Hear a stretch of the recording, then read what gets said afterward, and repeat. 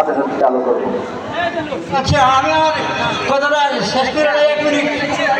তারপরে উনি যখন খাওয়া দাওয়া আপনার বলে না, খাওয়া দাওয়ার পরে খুশি হয়ে বলল যে আপনারা মাদ্রাসার কতজন শিক্ষক আছেন আর কয়টি বেতন পান মাসিক? মানে এরা বললো যে আমরা 10,000 টাকা বেতন পাই। হ্যাঁ, ঠিক আছে, 10,000 টাকা 1 মাসের বেতন আপনারা কাল দিয়ে রাখেন।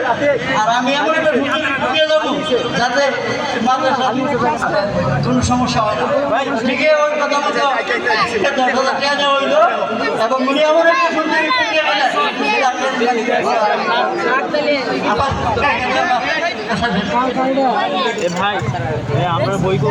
ধন্যবাদ স্যারকে মূল্যবান নসিহতমূলক আলোচনা করার জন্য।